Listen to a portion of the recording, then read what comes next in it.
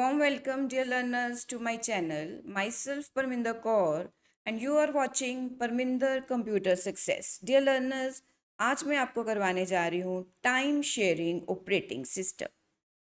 A time sharing operating system allows multiple users to access and use a single computer simultaneously. Yes, time sharing operating system एक ऐसा operating system है जिसमें CPU जो time है वो multiple user के बीच में डिवाइड होता है और उस टाइम को टाइम स्लाइसेस में डिवाइड किया जाता है and rapidly rotating through different users programme.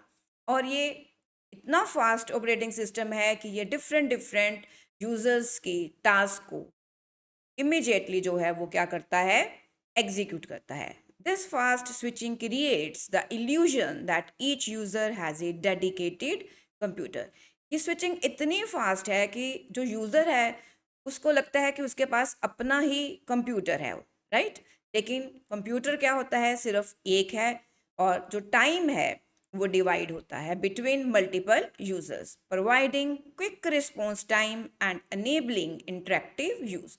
Yes, time sharing operating system को इंटरेक्टिविटी के लिए यूज़ किया जाता है. ये एक इंटरेक्टिव ऑपरेटिंग सिस्टम है जहाँ पे रिस्पॉन्स टाइम जो है वो क्या है, बहुत क्विक है.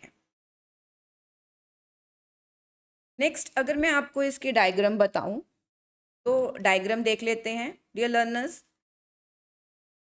जो सीपीयू टाइम है वो बिटवीन डिफरेंट डिफरेंट यूजर्स के डिवाइड होता है.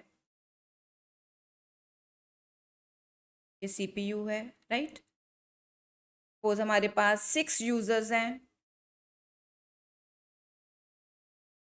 यूजर 1, then user 2, user 3,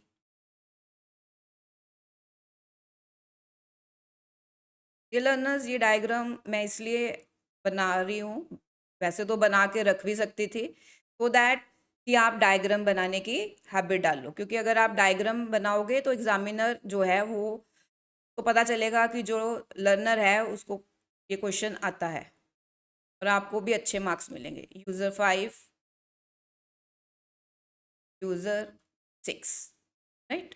तो सपोज जो यूज़र 4 है वो एक्टिव स्टेट में है. एक्टिव स्टेट मीन्स कि उसके पास सीपीयू का टाइम है, राइट? सीपीयू उसको एग्जीक्यूट कर रहा है यूज़र 4 की रिक्वेस्ट को. Active state. और जो यूज़र 5 है वो रेडी स्टेट में है. वो सीपीयू की वेट कर रहा है कि उसके पास प्रोसेस आए, सीपीयू आए सो दैट वो अपने प्रोसेस को क्या कर सके, एग्जीक्यूट कर सके.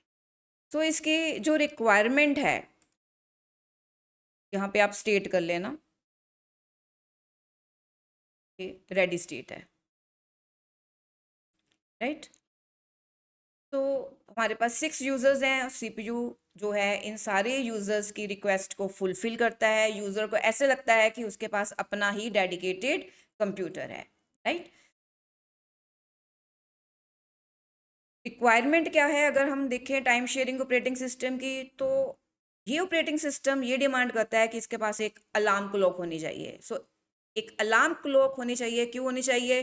Because it is use to send an interrupt signal to the CPU. क्योंकि ये अलार्म क्लॉक के थ्रू ही सीपीयू को क्या मिलता है, एक सिग्नल मिलता है आफ्टर एवरी टाइम स्लाइस कि वो नेक्स्ट यूजर की रिक्वेस्ट को क्या करे, फुलफिल करे.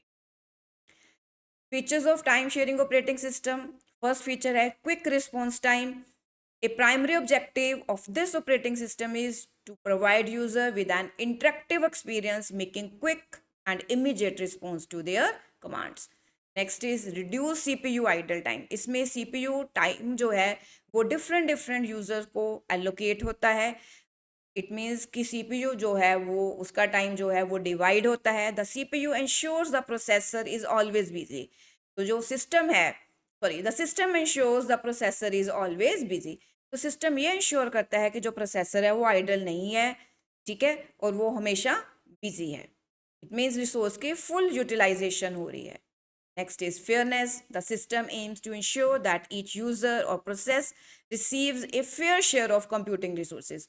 हर प्रोसेस, हर यूजर को जो है वो रिसोर्सेज मिलते हैं, मीन्स इस ऑपरेटिंग सिस्टम में फेयर शेयर है रिसोर्सेज का। ये नहीं है कि किसी को किसी यूजर को की रिक्वेस्ट जल्दी फुलफिल हो रही है, किसी की लेट फुलफिल हो रही है, ऐसा नहीं है, क्योंकि टाइम जो है वो डिवाइड होता है। Next is interactivity. मैंने पहले ही बता दिया था कि ये ऑपरेटिंग सिस्टम एक इंटरेक्टिव ऑपरेटिंग सिस्टम है। जैसे ही यूजर अपनी कमांड देता है उसी टाइम उसको उसका रिजल्ट मिलता है। Time sharing enables direct communication between users and the system, allowing users to input commands and receive immediate feedback. Dear learners, अगर आपको ये वीडियो अच्छा लगे तो वीडियो को लाइक करना मत भूल। Next is advantages. एडवांटेजेस क्या है? Number one, time sharing operating system works in such A way that it minimises the response time of the CPU. CPU जो है का टाइम जो है वो डिवाइड है, तो टाइम शेयरिंग ऑपरेटिंग सिस्टम ऐसे काम करता है कि जो रिस्पॉन्स टाइम है वो क्या हो? मिनिमम हो। मीन्स जो जब यूजर रिक्वेस्ट करे या कोई कमांड इशू करे तो सीपीयू उसी टाइम उसको क्या कर दे? प्रोसेस कर दे। Each process gets an equal opportunity. बहुत बड़ी एडवांटेज है कि हर प्रोसेस को इक्वल अपॉर्चुनिटी मिलती है रिसोर्सेज को यूज करने की। As the process get equal time quantum for execution. Next is CPU idle time is also reduced, क्योंकि सीपीयू जो है वो बहुत जल्दी फास्ट स्विच करता है बिटवीन प्रोसेसेस, तो सीपीयू का आइडल टाइम रिड्यूस्ड हो जाता है in time sharing operating system. Next is disadvantages of time sharing operating system.